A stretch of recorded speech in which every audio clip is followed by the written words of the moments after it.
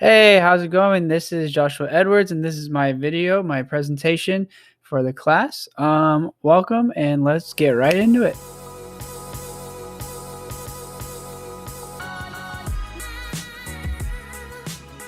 All right, so the first topic, what is the difference between distance and online learning? And it comes down to a simple fact of distance includes online learning, but online is completely online. Everything you do is through a computer, through the web.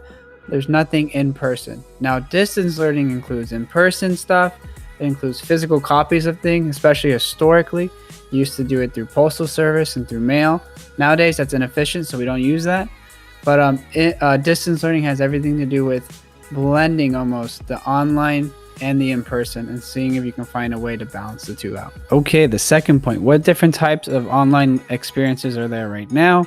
Typically, you have either pure online or you have the blended system like we talked about in the previous point, but it's kind of up to the university. Each university understands its demographic and students, so you see that those are the two ends of the spectrum for online and distance learning, and the universities do what they can to kind of coax it into certain things that make sense for them. And again, historically, this comes out of the distance learning where it was out of the postal service, and from being through postal, of course, you have this evolution as we get from mail and all that into now email, the online world. So it's kind of the historical roots of where we're at today. All right, what are the best practices in planning and designing of an online learning experience? Well, according to Stanford, there are 10. Here we go. Right. Number 1, be present always in the course. Create a supportive online course community. Number 3, develop a set of explicit expectations. Number 4, use a variety of large group, small group, and individual work experiences. Practice 5, use synchronous and asynchronous activities. 6, ask for informal feedback in the term. 7, prepare discussion posts that invite responses, questions, discussions, and reflections. Number 8, search out and use content resources that are available in digital format if possible. It's important, especially for online.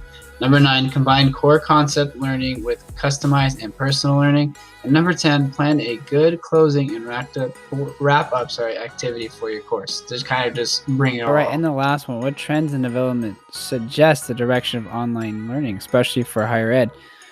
Well, it's kind of hard. The future is very hard to predict, right? We all think something will go one way and the next day it goes the other way. So it's kind of just a hard question in general to predict or to kind of foreshadow for sure.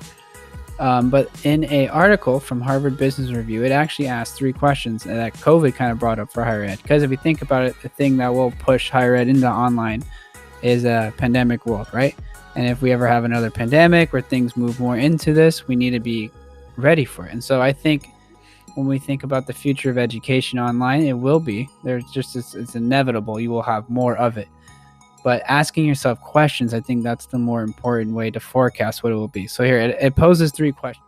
So the 3 questions are, do students really need a 4-year residential experience? What improvements can be made in the IT infrastructure to make it better? And lastly, what improvements are required in IT infrastructure to make it more suitable for online education? So those last 2 are kind of similar, but those questions kind of bear the thing.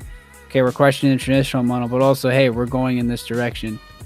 What is the stuff we need to do? What is the infrastructure we need to go into higher ed? And I think kind of a caveat where an important note is not to forget the human experience in education.